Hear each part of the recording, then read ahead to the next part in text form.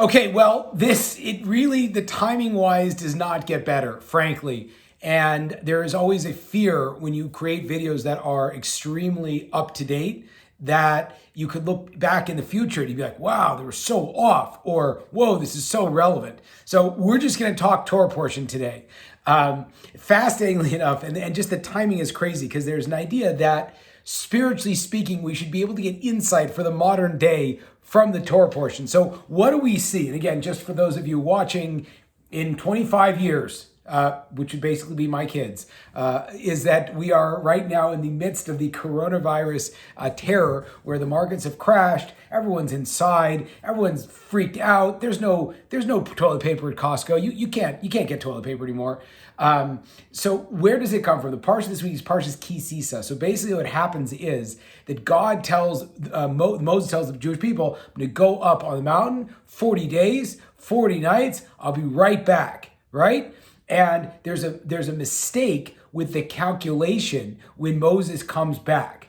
And as a result, the people go absolutely out of their mind. They become horrified.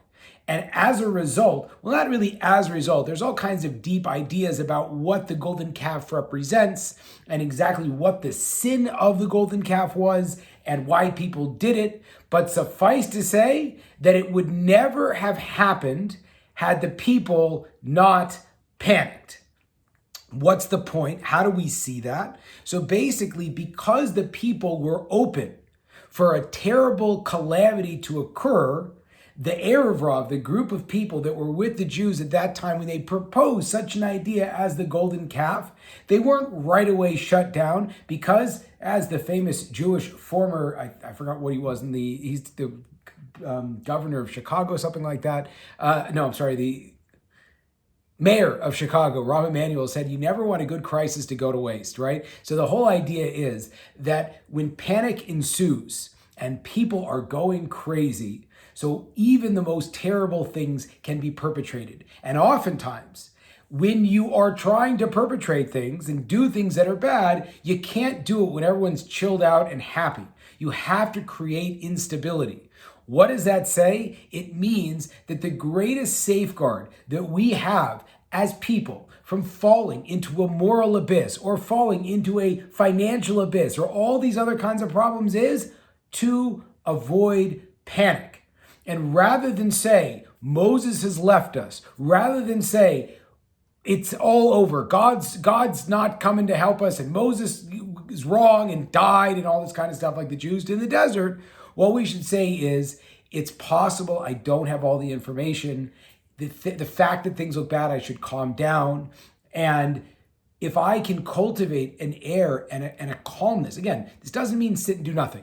You want to, wash your hands? Well, it's a good idea to wash your hands. You're not going to go travel for a trip?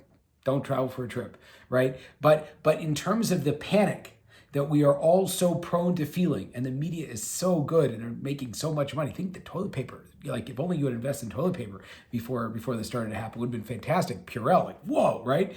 But people are making a lot of money off of the fact that you are panicking. So don't buy into that. And you can never let someone else take responsibility for your mindset unless you allow them to. So instead of panicking, think maybe I don't have enough information. Maybe it's not as bad as everybody thinks. Maybe whatever it is. Because no matter what's going to happen, Moses was or wasn't coming back. He was coming back in the end. But even if still, panicking was not the right option. So, as the famous Coldplay says, don't panic is the lesson of this week's Torah portion and something that potentially could be relevant for us in 2020. Shabbat Shalom.